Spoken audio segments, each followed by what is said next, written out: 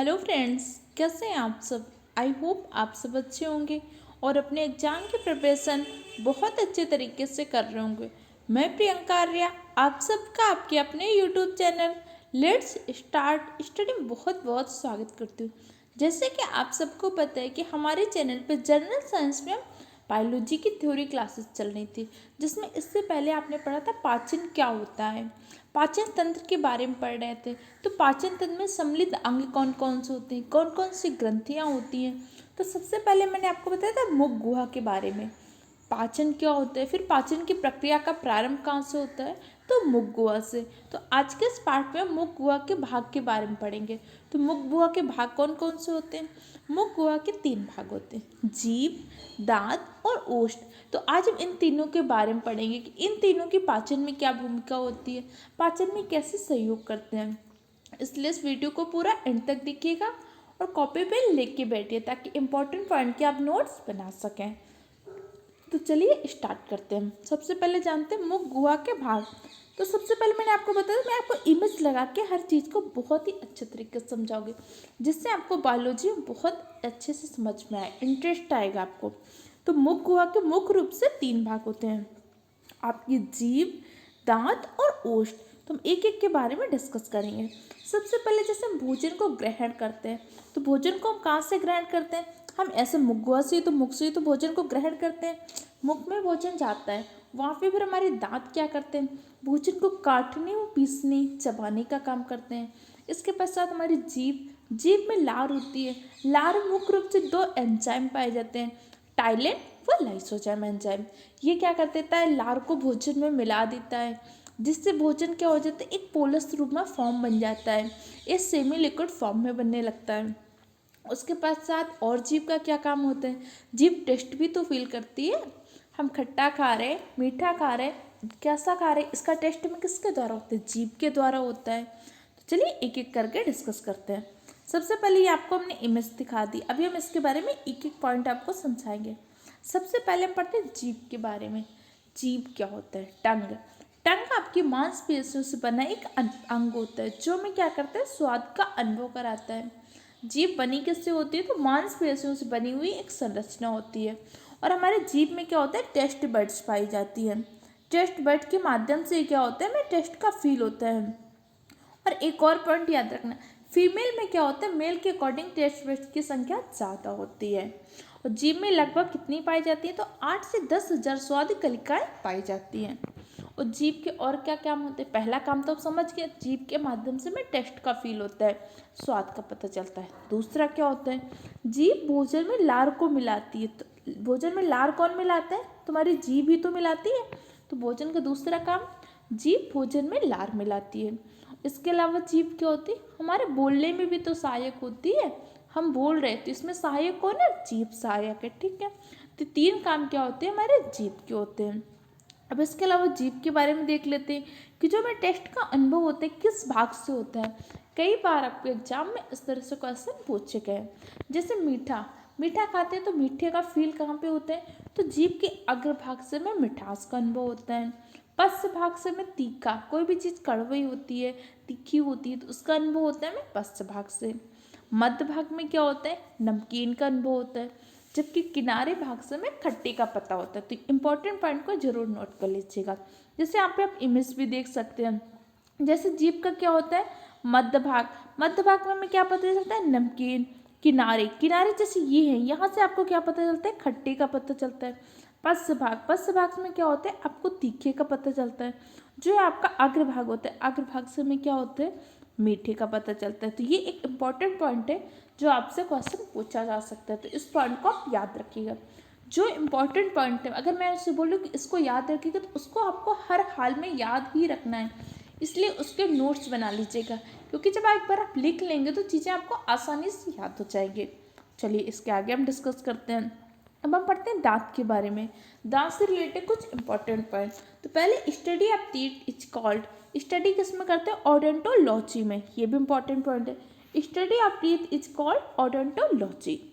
और जो दांत हमारे होते हैं, दांत किससे मिलकर बने होते हैं, तो दांत कैल्शियम और फॉस्फेट से मिलकर ह्यूमन के टीथ का निर्माण होता है। और कैल्शियम के कारण ही क्या होती है, हमारे दांतों में कठोरता होती है। जैसे हमारे दांत होते हैं कठोर होते हैं तो कैसे होते हैं? कैल्शियम के कारण।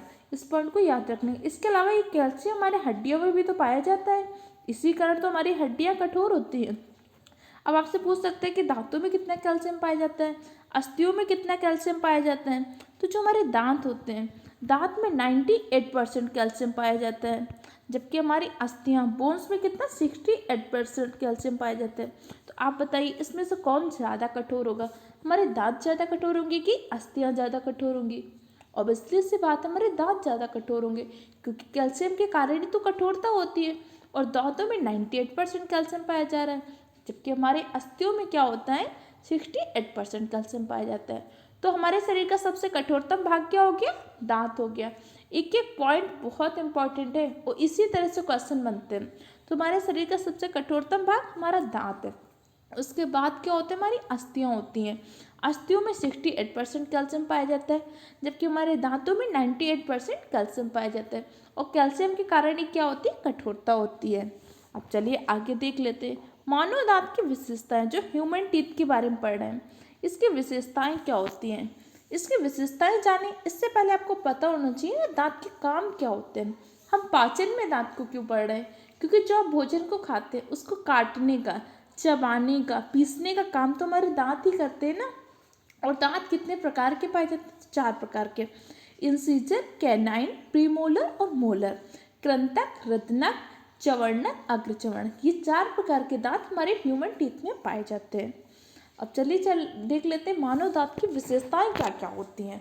तो मानव दांत की पहली विशेषताएं क्या होती है? हेट्रोडॉन्ट होते हैं। हेट्रोडॉन्ट का मतलब क्या होता है? विषम दंती। आप सोच रहे हैं मैम विषम दंती का तात्पर्य क्या होता है? विषम दंती क्या होता है? विषम दंती का मतलब होता है कि मानव के सभी दांत एक समान नहीं होते। जैसे हमारे टीथ पूरे 32 दांत एक जैसे तो नहीं है, बिल्कुल एक जैसी संरचना नहीं है ना, अलग अलग है, असमान रूप से। जैसे हमारे कृंतक की संरचना अलग है, रत्नक की अलग है, कैनाइन की अलग है, तो प्रीमोलर की अलग है। तो ह्यूमन टीथ कैसे होते हैं? हेट्रोडॉन्ट, विषम दंती होते हैं। ये पहली इसकी विशेषताएं लिख लीजिएगा। दूसरा क्या होता है? मानव दांत द्विबार दंती होते हैं, डायोफिनाट होते हैं। डायोफिनाट मतलब क्या होते हैं? द्विबार दंती। जो ह्यूमन के टीथ होते हैं 2 बार उगते हैं ना। जैसे एक बार बोलते हैं हम दूध के दांत, जिसको क्या बोलते हैं? अस्थायी दांत और स्थायी दांत। तो मानव के दांत जीवन काल में 2 बार उगते हैं। तो कैसे हो गया? मानव दांत द्विबार दंती होती है। अगली विशेषता क्या है? मानव दांत जो होते हैं गर्द दंती होते हैं। अब गर्द दंती का तात्पर्य क्या होता है? जो मानव के दांत हैं ये मसूड़ों में क्या होते हैं? धंसे हुए होते हैं ना, तो इसीलिए कहते हैं मानव के दांत कैसे होते हैं? गर्द दंती। तो मानव दांत की 3 विशेषताएं कौन कौन सी हैं? पहली है मानव दांत विषम दंती होता है, दूसरा क्या होता है? द्विबार दंती होता है, और तीसरा क्या होता है? गर्द दंती होता है। याद रखिएगा। और दांत में कितने % कैल्शियम पाया जाता है? तो दांत में 98% कैल्शियम पाया जाता है। और कैल्शियम के कारण ही क्या होती है? कठोरता होती है। इंपॉर्टेंट पॉइंट को मैं आपको रिविजन भी कराती चल रही। आप इस क्लास को रेगुलर वे पे फॉलो करिएगा। कुछ इंपॉर्टेंट पॉइंट के नोट्स बना के रिवीजन करिएगा। उसके अलावा ये PDF मैं आपको टेलीग्राम चैनल में दे दूँगी, वहाँ से जाके इसको एक बार पूरा पढ़ लीजिएगा। देखिएगा बायोलॉजी में बहुत अच्छा स्कोर करेंगे, सारे क्वेश्चन को आसानी से सॉल्व कर पाए। आप किसी भी एग्जाम के प्रिपरेशन कर रहे हो, अगर आपके एग्जाम में बायोलॉजी से क्वेश्चन आता तो आप इस वीडियो को जरूर देखिएगा। और इसके बाद क्या करिएगा? Previous year question paper solve करिएगा। देखिएगा आप सारे क्वेश्चन आसानी से टिक कर पा रहे होंगे। अब चलिए हम देख लेते हैं मानव दांत के प्रकार। तो मानव दांत कितने प्रकार के होते हैं? मुख्य रूप से 4। कृंतक, रत्नक, अग्रचवर्णक, चवर्णक। इंसीजर, कैनाइन, प्रीमोलर और मोलर, ये 4 प्रकार के दांत होते हैं। अब हर दांत का कुछ ना कुछ एक अलग काम होते हैं। जैसे कृंतक, कृंतक का क्या काम होता है? इंसीजर आपके भोजन को काटने का काम करता है। इंसीजर का क्या काम होता है? जब आप कोई भी चीज़ खाते हैं तो उसको काटना होता है, तो कौन काम करता है? इंसीजर। कैनाइन क्या करता है? फाड़ने का काम करता है। कोई भी ऐसी चीज़ हो जिसको फाड़ने का काम कौन करता है? कैनाइन करता है। प्रीमोलर, प्रीमोलर क्या करता है? भोजन को चबाने का काम करता है। जबकि आपका मोलर क्या करता है? भोजन को पीसने का काम करता है। तो कई बार क्या होता है इनके काम से रिलेटेड क्वेश्चन आपके एग्जाम में पूछे जा सकते हैं, तो याद रखिएगा। इंसीजर भोजन को काटने का काम करता है, कैनाइन भोजन को फाड़ने का, जबकि प्रीमोलर भोजन को चबाने का काम करता है और मोलर भोजन को पीसने का काम करता है। अब चलिए इमेज के रूप में समझ लीजिए। ये देखिए आपके मानव दांत की संरचना है। ये आपका कौन सा दांत है? कृंतक, कैनाइन है। इसके बाद ये आपका कौन सा है? इंसीजर, प्रीमोलर और मोलर। जैसे ये आप देख सकते हैं आपका कौन सा? इंसीजर, कृंतक। ये दांतों की जो संरचना है ये आपके कौन से है? कृंतक है। इधर इसके पश्चात जो आपका ये दांत होता है ये कौन सा होता है? रत्नक होता है। रत्नक का काम क्या होता है? भोजन को फाड़ने का काम करता है। इसके अलावा जो आपके प्रीमोलर होते हैं, ये प्रीमोलर जो दांत होते हैं इनका क्या काम होता है? भोजन को चबाने का काम करते हो। और इधर के जो आपके मोलर होते हैं, चवर्णक, ये भोजन को पीसने का काम करते हैं। तो यह आप अलग अलग भी संरचना देख सकते हैं। जैसे ये आपका जो होता है ये कौन सी संरचना है?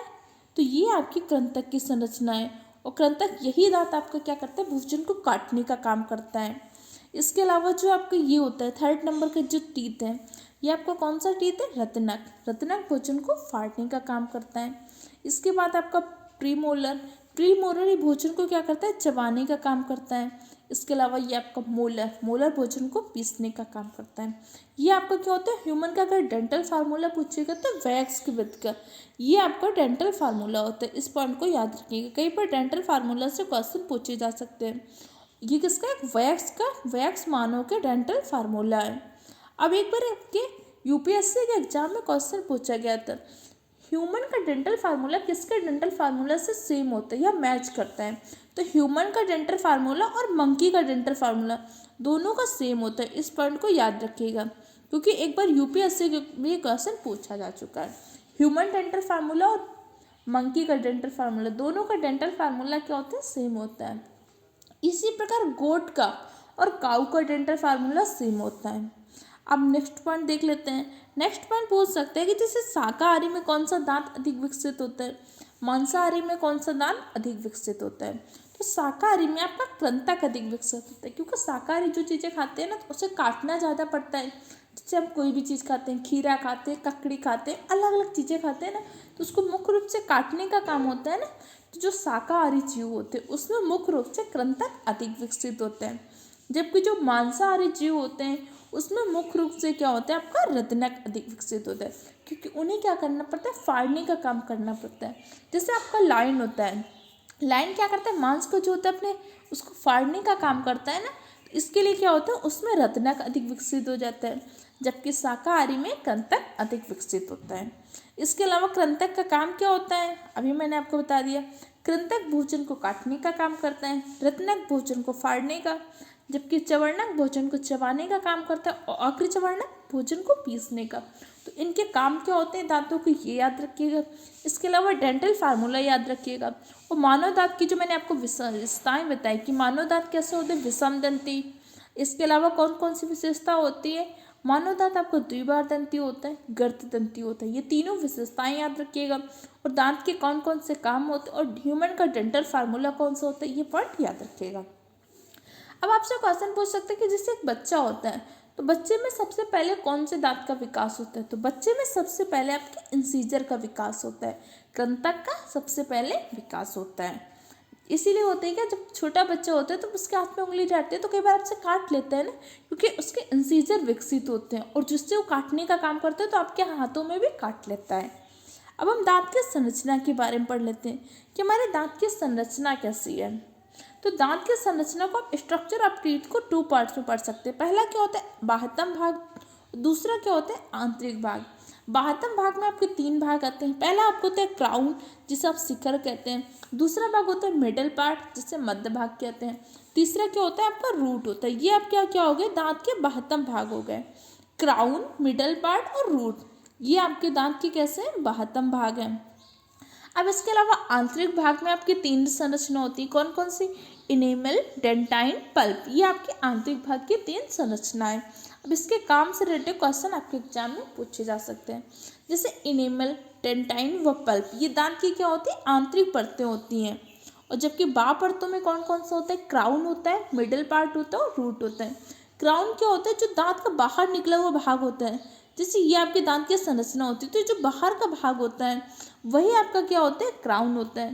और मिडिल पार्ट क्या होता है? जो भाग हमारा हमारे जबड़े से जो भाग जुड़ा होता है वो दांत का क्या होता है? मिडिल पार्ट होता है। और रूट क्या होता है, जो हड्डियों से हमारे दांत जुड़े होते हैं वही हमारे क्या होते हैं, रूट होते हैं। और दांत की जो बाह्य परत होती है, ये आपने क्या कर लिया, दांत के बाह्य भाग के बारे में जाना, क्राउन, मिडिल पार्ट और रूट। अब आंतरिक भाग में ही देखते हैं, इनेमल, डेंटाइन और पल्प, ये दांत की आंतरिक परतें हैं। जो आपकी इनेमल होती है, इनेमल को दांत की बाह्य परत कहते हैं। जो बाहर की संरचना में दांत की दिखती है वो क्या दिखता है, इनेमल दिखता है।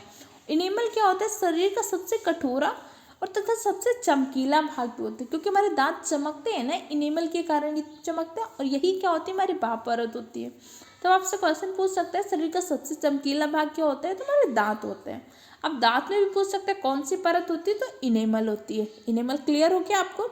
अब डेंटाइन क्या होता है, डेंटाइन को कई बार दंत वलक भी कहता है। तो डेंटाइन क्या होता है, दांत का सबसे बड़ा भाग होता है। कौन, डेंटाइन। इंपॉर्टेंट पॉइंट है, याद कर लीजिएगा।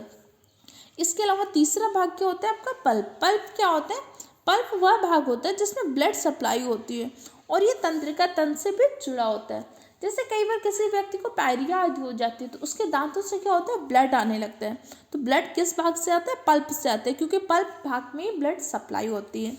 या किसी किसी को सेंसिटिविटी की प्रॉब्लम होती है तो कुछ ठंडा या गर्म खाने पर उसके दांतों में झंझनाहट होती है ना, तो वो भी किस भाग में होती है, पल्प में, क्योंकि यही भाग आपका तंत्रिका तंत्र से भी जुड़ा होता है। तो होप आप दांतों के बारे में आसानी से समझ गए होंगे। फिर भी अगर आपको कोई पॉइंट नहीं समझ में आया तो आप हमसे कमेंट बॉक्स के द्वारा पूछ सकते हैं। चलिए, अब आपने 3 भाग दांतों के पढ़ लिए ना, मुख गुहा के। कौन कौन सा पढ़ा आपने, जीभ के बारे में, दांत के बारे में, ओष्ठ बचा। ओष्ठ का मुख्य रूप से भाग के काम क्या होता है, ओष्ठ क्या करता है, हमारे भोजन को बाहर गिरने से रोकता है। इसके अलावा ओठ का क्या काम होता है, इसके अलावा ओठ हमारा क्या होता है, जैसे ओठ शरीर के एक ऐसा अंग है जिसमें कोई भी क्या होती है, ऑयल ग्लैंड जो होती है, तेली ग्रंथियाँ होती हैं, और हमारे ओठ में नहीं पाई जाती हैं। इसी कारण क्या होता है, सर्दियों के टाइम हमारे ओठ काफ़ी रूखे हो जाते हैं ना, क्योंकि इसमें क्या होता है, किसी भी प्रकार की ऑयल ग्लैंड्स नहीं पाए जाते हैं। इसके अलावा ओठ का पाचन में किसी भी प्रकार का कोई सहयोग नहीं होता। पाचन में मुख्य रूप से आपके जीभ और दांतों का सहयोग होता है। अब जीभ में कौन कौन से एंजाइम होते हैं उसको हम आगे नेक्स्ट पढ़ेंगे, कि जैसे जीभ में हमारा टाइलर एंजाइम होता है, लाइसोजाइम एंजाइम होता है। तो टाइलर एंजाइम क्या करता है, कार्बोहाइड्रेट के पाचन में सहायक होता है। कार्बोहाइड्रेट का एक पार्ट होता है आपका स्टार्च। स्टार्च को क्या कर देता है, माल्टोज में परावर्तित कर देता है। ये कैसे परावर्तित करता है, इसी कारण रोटी में मीठी क्यों लगती है चबाने पे, ये सारी चीज़ें मैंने इसके कल वाली वीडियो में आपको समझाई थी। अगर आपने अभी तक इससे पहले का वीडियो नहीं देखा तो हमारे चैनल के प्लेलिस्ट में जाके उस वीडियो को देख लीजिएगा। अब आपने देखा कि हमने भोजन को ग्रहण किया, ठीक है। अब भोजन को ग्रहण किया, जैसे आपको हम इसके इमेज के थ्रू दिखा रहे हैं। जैसे आपने क्या किया, सबसे पहले आपने भोजन को ग्रहण कर लिया, ठीक है। भोजन को ग्रहण करने के पश्चात यहाँ पे क्या किया, दांतों ने भोजन को काटा और पीसा। ये दांतों ने काम कर दिया अपना। दांतों के काम करने के पश्चात क्या हुआ, जीभ आई। जीभ ने क्या किया, भोजन में लार को मिला दिया। अब जब जीभ ने भोजन को लार को मिलाया, अब लार में क्या होता है, आपके 2 एंजाइम पाए जाते हैं। तो कौन कौन से, टाइलर एंजाइम पाए जाते हैं और लाइसोजाइम एंजाइम। तो टाइलर एंजाइम क्या कर देता है, कार्बोहाइड्रेट का पाचन कर देता है, और लाइसो एंजाइम क्या करता है, भोजन के साथ आए हुए बैक्टीरिया को नष्ट कर देता है। तो आपको यहाँ पे भोजन क्या हुआ, एक सेमी सॉलिड फॉर्म में बन गया। अब ये सेमी सॉलिड फॉर्म में बन गया, इसके पश्चात जो आपका भोजन होता है किसके द्वारा जाता है, तो इसके पश्चात आपका भोजन जाता है ग्रास नली के माध्यम से। ग्रास नली में भोजन का किसी भी प्रकार से पाचन नहीं होता।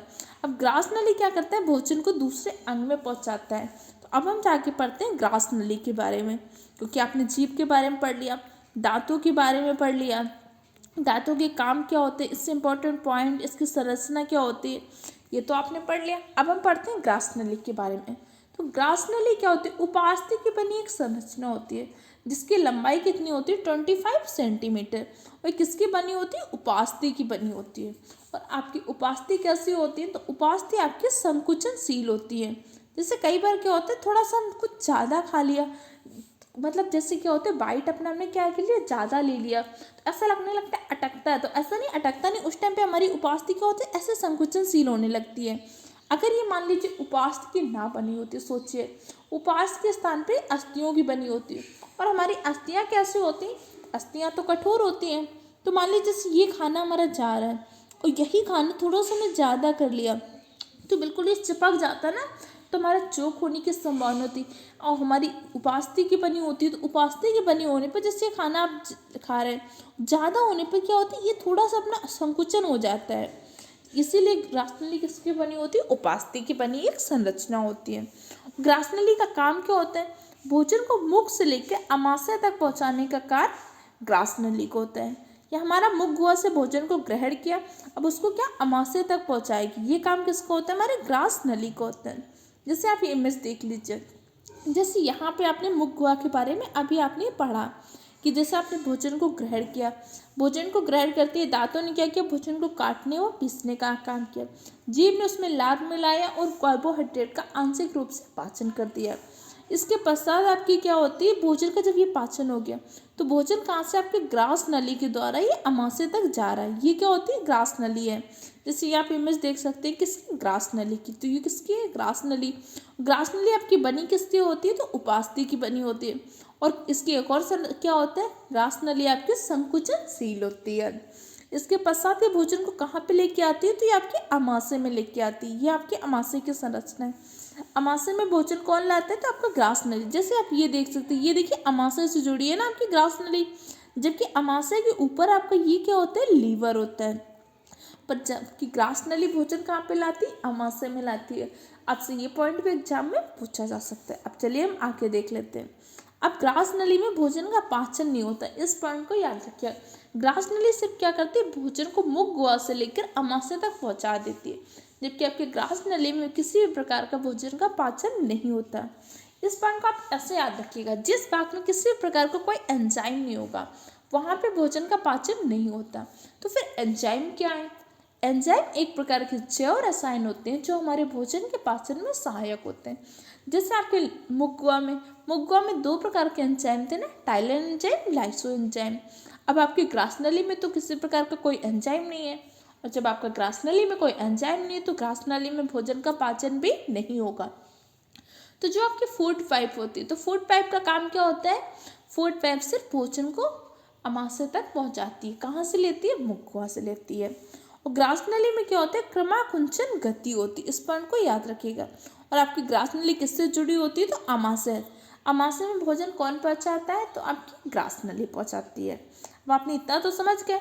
अब आपका भोजन क्या हुआ, मुख गुहा से भोजन को ग्रहण किया, मुख गुहा में भोजन का क्या हुआ, काटा पीटा गया जो दांतों और जीभ के द्वारा हुआ। उसके पश्चात जो सेमी सॉलिड फॉर्म बन गया वो आपकी ग्रास नली के माध्यम से अमाशय में आ गया। तो चलिए अमाशय के बारे में डिस्कस करते हैं। अमाशय में भोजन आने के पश्चात क्या हुआ, अमाशय आपका जे आकार का एक पेशीय अंग है। जैसे अभी मैंने आपको अमाशय की इमेज दिखाई थी ना, जैसे वो ग्रास नली से अमाशय का भाग ये लीवर था, इसके बाद जो भाग जुड़ा हुआ तो वही तो था अमाशय। तो अमाशय क्या था, जे आकार का एक पेशीय अंग है। अब चलिए अमाशय के भाग के देख लेते हैं। तो अमाशय के मुख्य रूप से 3 भाग है। आपका पहला अग्रभाग, मध्य भाग और पश्च भाग। अग्रभाग को आपको कार्डियो बोलते हैं, मध्य भाग को फेंडस और थर्ड भाग को आपको पायरोलिक बोलते हैं। अब इन तीनों पॉइंट में देख लीजिए। तो जो आपकी ग्रास नली होगी, ग्रास नली किस भाग से जुड़ी होगी, क्योंकि आपको पता है मुख गुहा से भोजन ग्रास नली अमाशय तक लेके आती है। तो ग्रास नली आपकी कार्डियो भाग से जुड़ी होती है। कार्डियो जिसे अग्रभाग बोलते हैं, इसी अग्रभाग से क्या होती है, आपकी ग्रास नली जुड़ी होती है। और पश्च भाग से क्या होता है, ग्रहणी जुड़ा होता है। क्योंकि आप अमाशय के पश्चात आपका भोजन कहाँ पे जाएगा, ग्रहणी में जाएगा। तो ग्रहणी किससे जुड़ी होती है, पश्च भाग से। अब इन दोनों पॉइंटों को आपको याद रखना है। अमाशय के 3 भाग होते हैं, अग्रभाग, मध्य भाग और पश्च भाग। जो आपका ग्रास नली होता है, ग्रास नली आपके अग्रभाग से जुड़ी होती है, और पश्च भाग से क्या होता है, आपकी ग्रहणी जुड़ी होती है।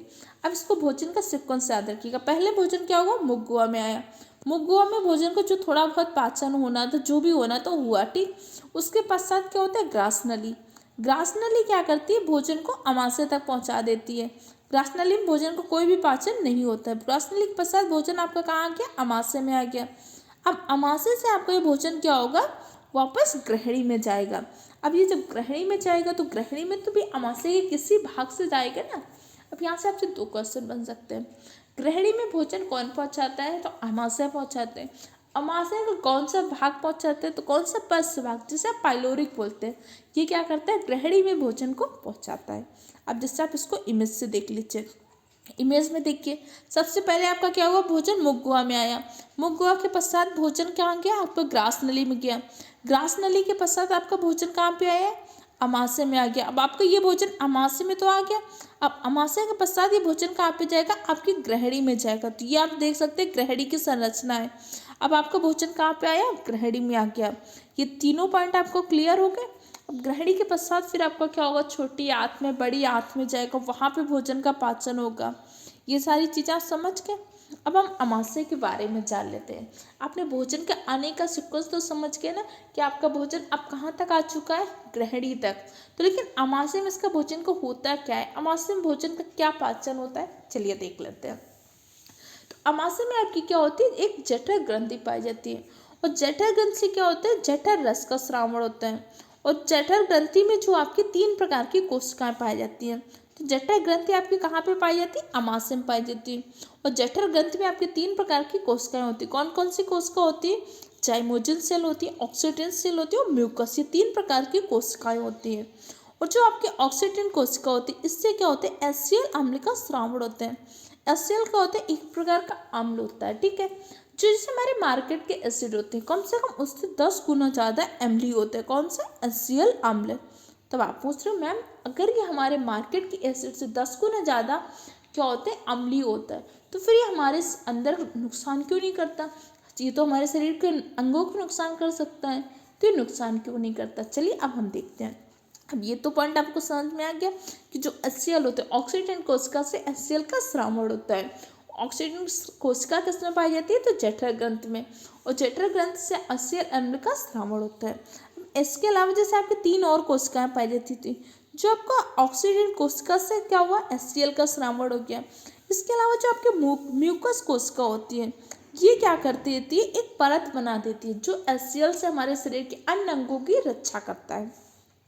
अब एचसीएल जो अम्ल का स्रावण होता है, इसका क्या काम होता है, ये प्राथमिक जीवाणु को समाप्त करके भोजन को अम्लीय बनाते हैं। जैसे आपका लाद में क्या था, लाइसोजाइम एंजाइम था ना। लाइसोजाइम एंजाइम ने कुछ हद तक बैक्टीरिया को मारने का प्रयास किया, ये मैंने आपको प्रीवियस वीडियो में अच्छे से समझाया था, ठीक। अब वहाँ पे कुछ हद तक तो बैक्टीरिया को मारने का प्रयास किया क्या, लेकिन सारे बैक्टीरिया तो नष्ट नहीं होते, तो कुछ प्राथमिक जीवाणुओं को एचसीएल मार देता है। इसके अलावा एचसीएल क्या कर देता है, आपके भोजन का जो माध्यम होता है उसको अम्लीय बना देता है। तो भोजन को अम्लीय कौन बनाता है, एचसीएल। एचसीएल का स्रावण कहाँ पे होता है, तो अमाशय में होता है। अमाशय में किस कोशिका से होता है, ऑक्सीडेंट कोशिका से होता है। क्लियर। अब हम देख लेते हैं जठर रस के बारे में। जठर रस आपका किसमें पाया जाता है, अमाशय में। जठर रस जिसे गैस्ट्रिक जूस भी बोलते हैं। तो जठर रस में आपके 3 प्रकार के एंजाइम पाए जाते हैं। कौन कौन से, पेप्सिन, रेनिन और म्यूकस, ये 3 एंजाइम क्या होते हैं, आपके जठर रस में पाए जाते हैं। अब आपके इनके पाचन में सहायक, अभी मैंने आपको बताया था ना, एंजाइम क्या होते हैं, वे जैन रसायन जो हमारे भोजन के पाचन में सहायक होते हैं। तो आपको जो रेनिन होना है, रेनिन क्या करता है, केसीन के पाचन में सहायक होता है। केसीन क्या है, केसीन एक प्रकार की प्रोटीन है जो हमारे दूध में पाई जाती है। और केसीन प्रोटीन के कारण दूध का रंग क्या होता है, सफ़ेद होता है। अब दूध से रिलेटेड कुछ इंपॉर्टेंट पॉइंट आप देख लीजिए। जैसे दूध में कौन सी शर्करा पाई जाती है, तो लैक्टोज शर्करा पाई जाती है। दूध में कौन सा प्रोटीन होता है, तो केसीन प्रोटीन होता है। और दूध में उपस्थित लैक्टोज शर्करा लैक्टोबैसिलस जीवाणु से क्या होती है, लैक्टिक एसिड में परावर्तित होते हैं। यही प्रक्रिया आपका क्या होता है, दूध से दही बनने की प्रक्रिया होती है। तो रेनिन के पाचन में कौन सहायक होता है, केसीन सहायक होता है। इसके अलावा पेप्सिन, पेप्सिन क्या करता है, प्रोटीन को पेप्टोन में बदलता है। जैसे प्रोटीन का पाचन होता किसमें, एमिनो एसिड के रूप में होता है, लेकिन पहले ही पेप्सिन क्या करता है, प्रोटीन को पेप्टोन में बदलता है। इसके पश्चात फिर क्या होता है, पेप्टोन से क्या होता है, एमिनो एसिड में परिवर्तित किया जाता है। और म्यूकस, म्यूकस क्या कर देता है, एचसीएल से रक्षा करता है। अभी मैंने आपको बताया ना कि एचसीएल क्या होता है, मार्केट के बिकने वाले एसिड से भी 10 गुना ज़्यादा पावरफुल होता है। तो फिर ये हमारे शरीर के अंगों को क्यों नहीं, क्योंकि जब एचसीएल का श्रावण होना होता है तो उसी टाइम पे म्यूकस क्या कर देता है, एक लेयर बना देता है। जब ये लेयर बना देता है तो क्या होता है, शरीर के अंगों तक हमारा एचसीएल पहुँच ही नहीं पाता। एचसीएल सिर्फ उसमें मिल पाता है जो हमारा भोजन होता है। जिस भोजन का मैं पाचन करता हूँ उसमें एचसीएल मिल जाता है। फिर एचसीएल क्या कर देता है, उसके भोजन के माध्यम को अम्लीय बना देता है, जिससे पाचन की क्रिया आसानी से हो जाती है। इसके अलावा अमाशय में भोजन कितने समय तक रहता है, अमाशय में कायम लगभग 4 घंटे तक रहता है। अब आप सोच रहे हो मैम ये कायम क्या होता है? तो मुख गुहा में भोजन के पश्चात जो पाचन हो जाता है, उसके पश्चात जो अमाशय में भोजन आता है, पचित भोजन, वही आपका क्या होता है? कम कायम होता है। तो अमाशय में आया हुआ भोजन क्या होता है? कायम कहलाता है। तो अमाशय में कायम कितने घंटे तक रहता है, या अमाशय में भोजन कितने घंटे तक रहता है? तो लगभग 4 घंटे तक अमाशय में भोजन रहता है। इस तरह से आज आपने जाना कि अमाशय में किस तरह से पाचन हुआ। अब अमाशय के पश्चात ये भोजन कहाँ जाएगा? ग्रहणी में। तो ग्रहणी में क्या होगा? इसके पश्चात छोटी आंत में कितना पाचन होता है, किन किन चीज़ों का किस तरीके से होता है, फिर बड़ी आंत में क्या होता है, इसका उत्सर्जन कैसे होता है, ये हम कल की वीडियो में डिस्कस करेंगे। तो आज की वीडियो में हमने क्या क्या जाना? सबसे पहले इसकी वीडियो में हमने क्या जाना था? पाचन क्या होता है, पाचन की प्रक्रिया क्या होती है, पाचन में कौन कौन से अंग सम्मिलित होते हैं, पाचन में कौन कौन सी ग्रंथियां काम करती हैं, फिर कौन कौन से एंजाइम होती है, ये मैंने प्रीवियस वीडियो में आपको समझाया था। फिर आज हमने जाना मुख गुहा के भाग। मुख गुहा के 3 भाग होते हैं, दांत, जीभ, ओष्ठ। तो दांत की पाचन में क्या भूमिका होती है, जीभ की क्या भूमिका होती है, ओष्ठ की क्या भूमिका होती है। इसके अलावा जब मुख गुहा में पाचन हो गया, तो मुख गुहा के पश्चात भोजन कहाँ आता है? ग्रास नली के माध्यम से अमाशय में आता है। अमाशय में किस प्रकार पाचन होता है, अमाशय में भोजन को कैसे अम्लीय बनाते हैं, ये सारा आज की वीडियो में जाना। अब इसके नेक्स्ट वीडियो में हम जानेंगे कि अमाशय के पश्चात भोजन का कैसे पाचन होता है, फिर भोजन का उत्सर्जन कैसे होता है। आप इसके इम्पोर्टेंट पॉइंट के नोट्स बना लीजिएगा, और अगर आपको वीडियो हेल्पफुल लगा है तो हमारे चैनल को सब्सक्राइब करें, वीडियो को लाइक करें और अपने दूसरे फ्रेंड के साथ भी शेयर करें। Okay friend, thank you for the watching my video.